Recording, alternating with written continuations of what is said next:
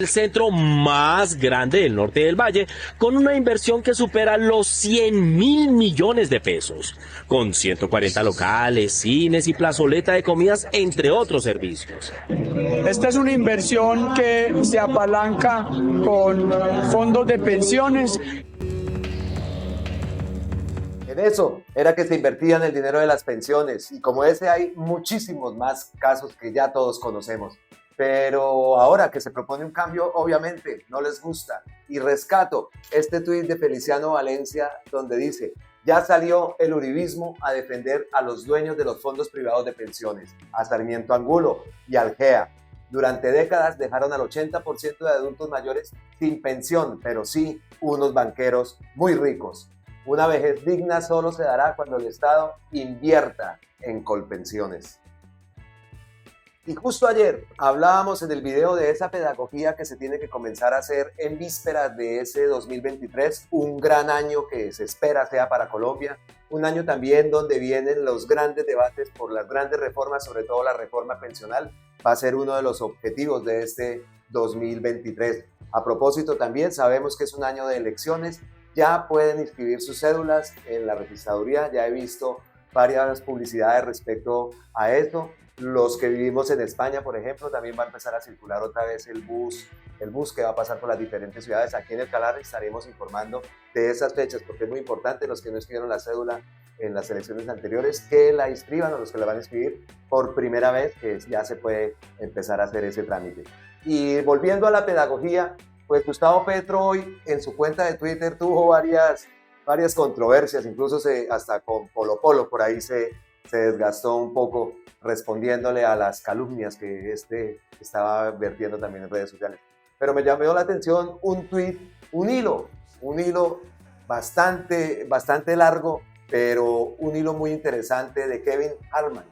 Un hilo que fue creado en el 17 de marzo de este 2022, antes de elecciones, antes de que supiéramos que Gustavo Petro iba a ganar esas elecciones. El hilo fue rescatado por Gustavo Petro y por eso fue que me llamó bastante la atención, porque lo quiero dejar bien claro, el hilo no fue creado en estos días, fue creado el 17 de marzo, aquí vemos la fecha, el 17 de marzo de este 2022, y vemos acá cómo Gustavo Petro fue el que lo retuiteó. Y bienvenido este hilo al debate, porque así es que debe ser el debate, bienvenido al debate, pero el debate con argumentos, no debate con noticias falsas y todo lo que nos viene, un trabajo arduo a los que apoyamos y defendemos a Gustavo Petro y al gobierno, y que sabemos que las cosas sí se están haciendo bien. Primero que todo vamos a saber quién es Kevin Harman.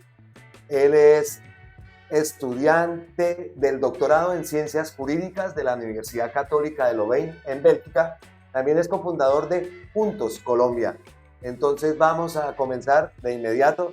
Dice: voy a comentar a fondo la propuesta que ha venido defendiendo Gustavo Petro. Advierto que está largo, 5 minutos de lectura, porque la simplificación y caracterización de este tema suele llevar a conclusiones falsas. Por ejemplo, que van a expropiar el ahorro pensional. Pero no se vayan porque dice que es largo.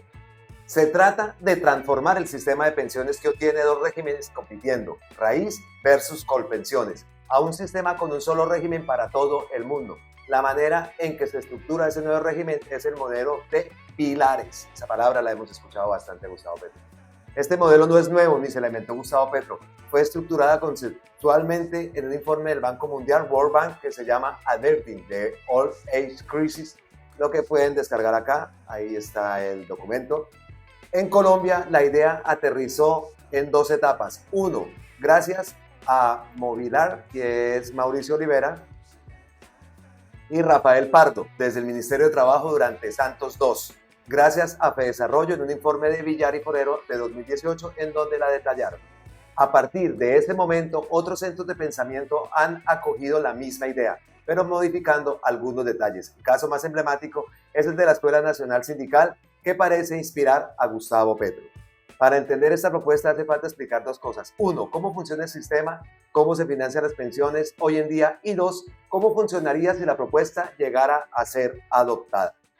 Hoy en día tenemos 2 tipos de mecanismos que compiten para atraer cotizantes. Sin cotizantes, ninguno de los 2 mecanismos es viable. Para esta discusión, lo más importante es entender la metodología que usa cada régimen para financiar la pensión que otorga. Sin esto claro, es imposible entender qué quiere decir Gustavo Petro. Ya me he referido a este punto en 2 hilos anteriores, pero volvamos a explicar.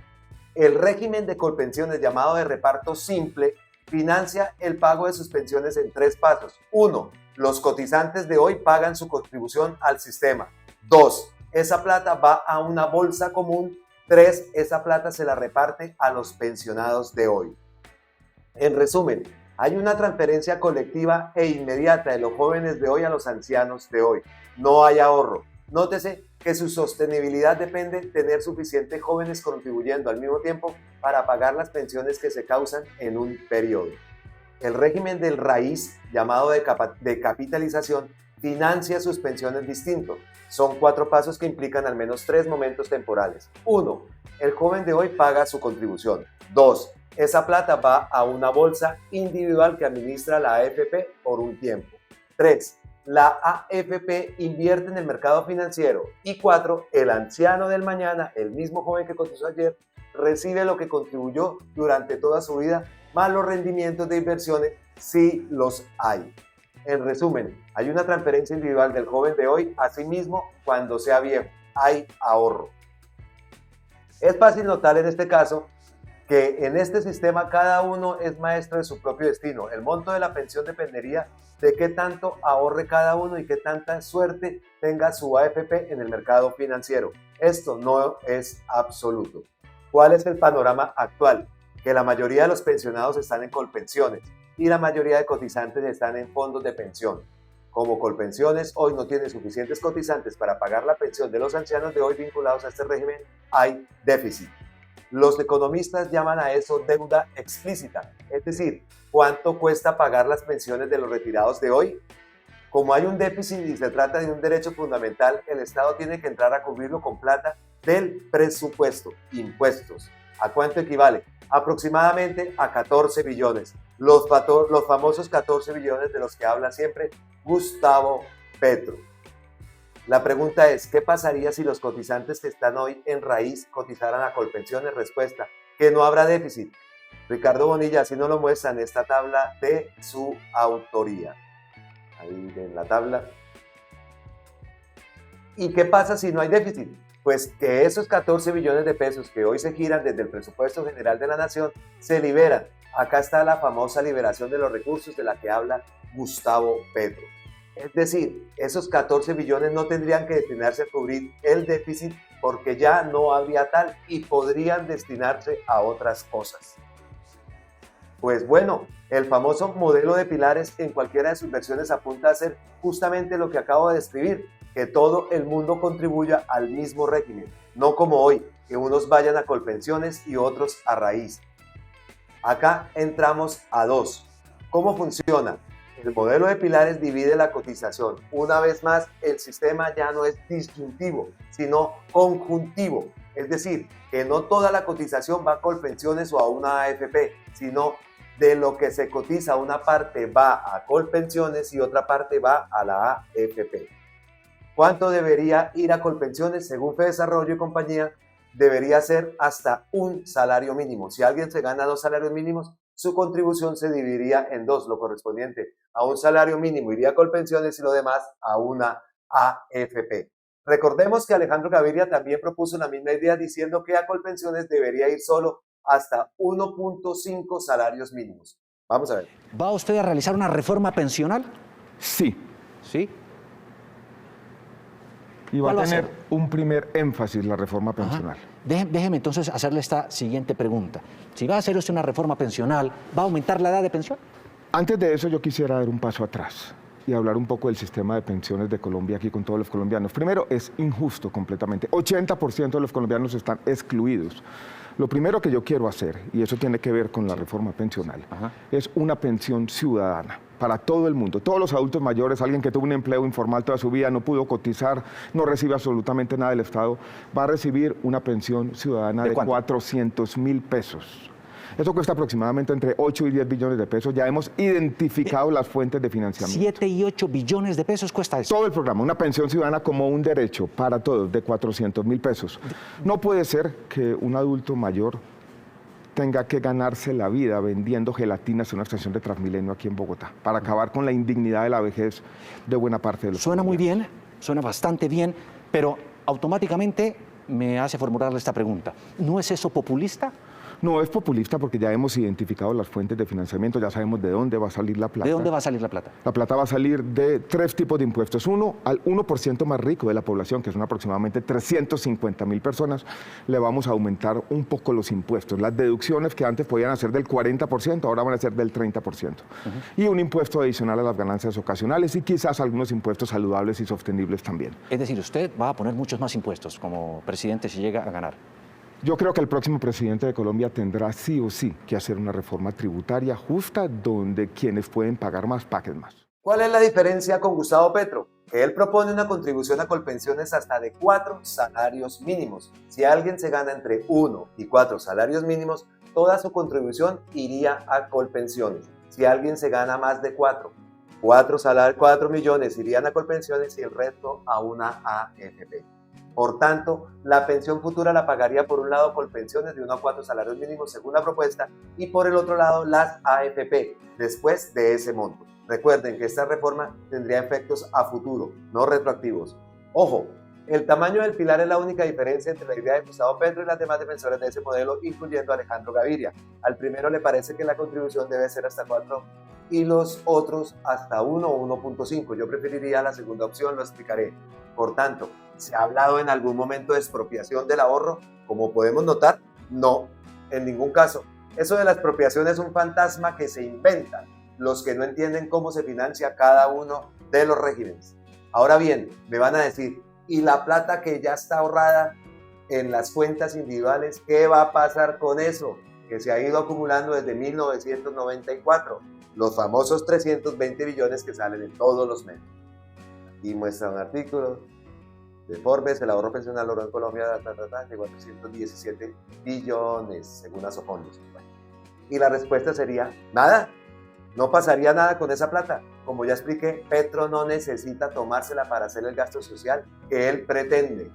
Ojo, a propósito, valdría la pena preguntarle qué hizo, cambiar de opinión a Gustavo Petro. En 2018 decía que quería destinar los 14 millones a asegurar la gratuidad en la educación superior, hoy que la quiere usar para darle medio salario mínimo a 3 millones de personas.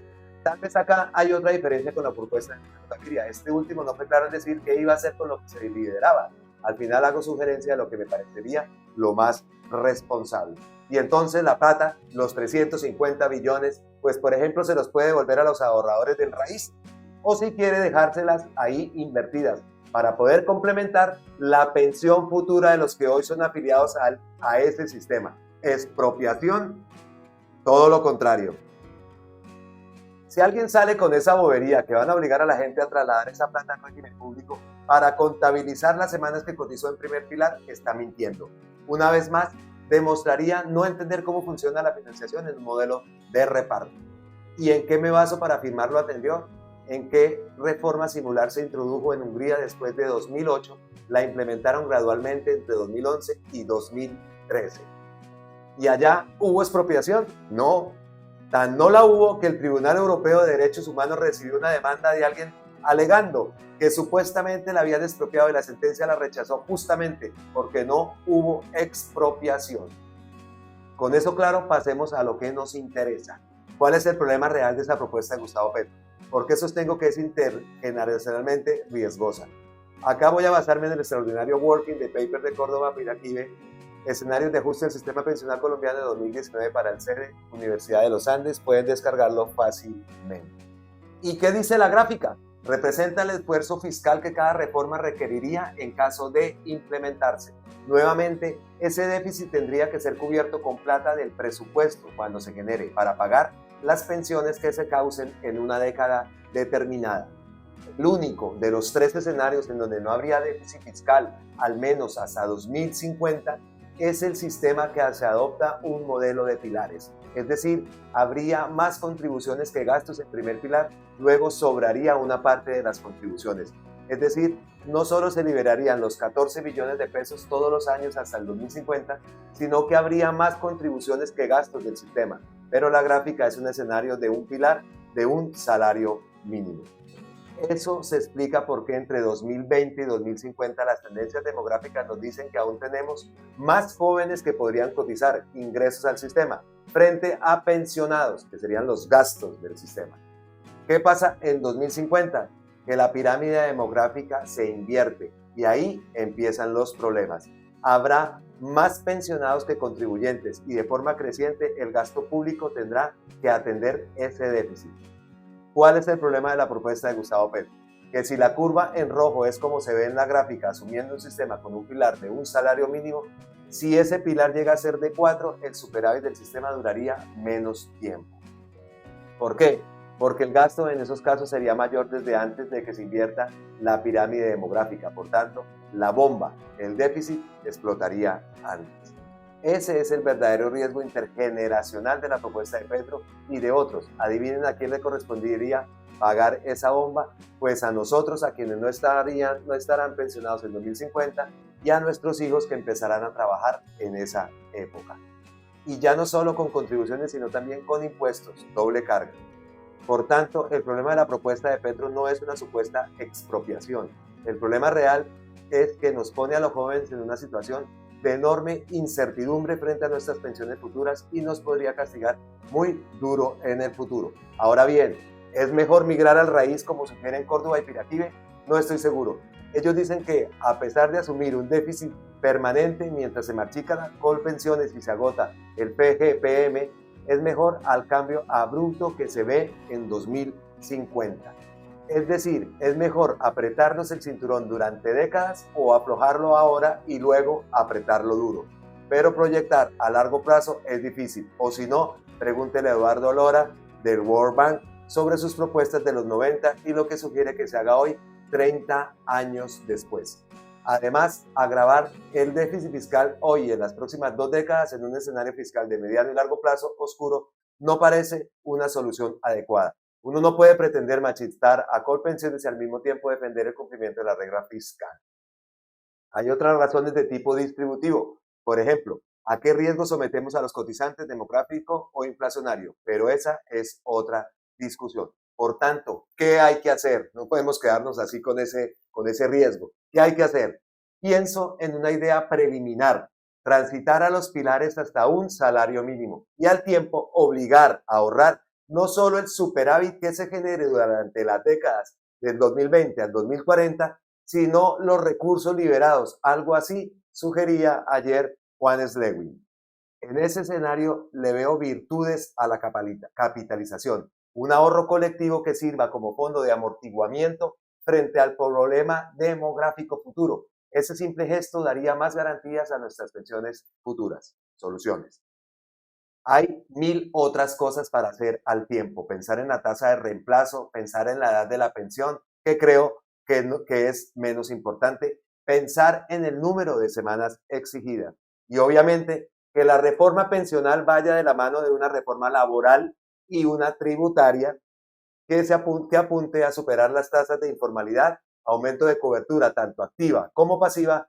Eso es una obviedad. Pero esto es Twitter y toca mencionarlo. Fin.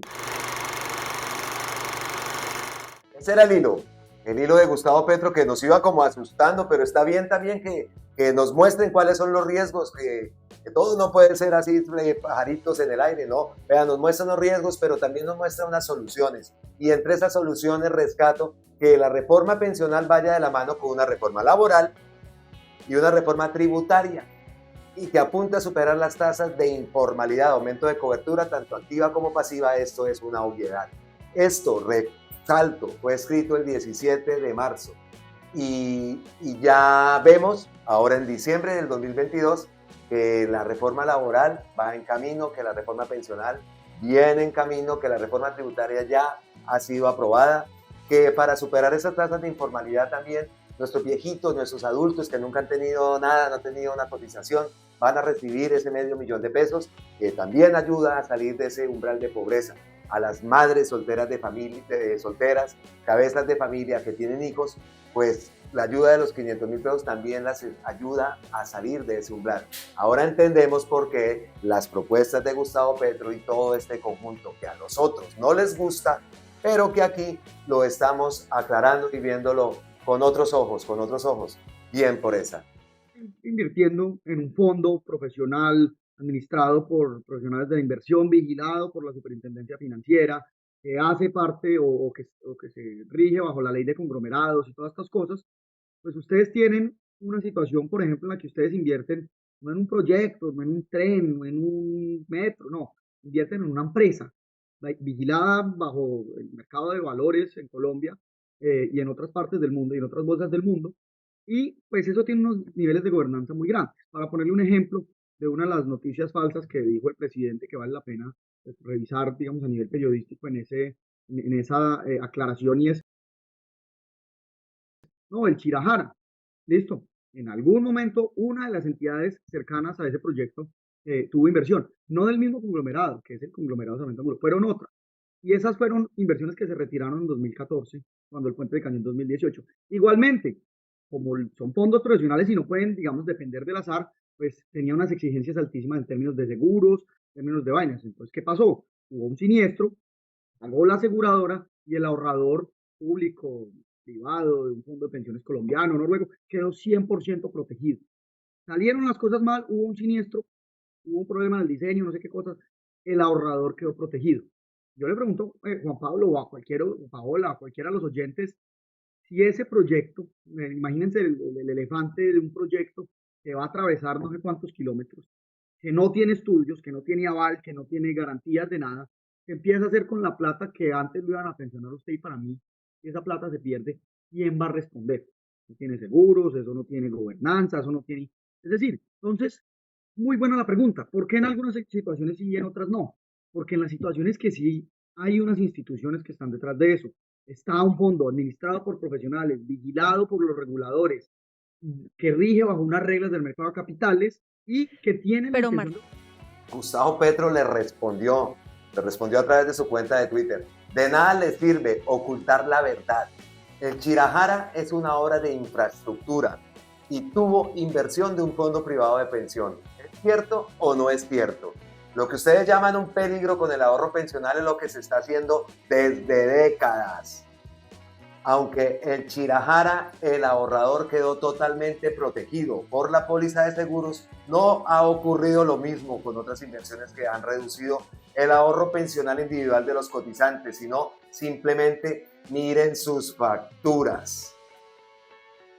Y así ha estado este día Gustavo Petro, bastante activo en redes, en Twitter sobre todo, y también le respondió a Polo Polo, aunque bueno, no nos gusta aquí darle pantalla a este personaje, pero sí destacamos la respuesta de Gustavo Petro, para que se desgasta con él. Pero vamos a ver el tuit de Polo Polo: prepárense para el robo más grande de la historia de Colombia, y de frente Petro cogerá los ahorros de los pensionados de los colombianos, se los gastará en subsidios, en proyectos de infraestructura y la basura de siempre.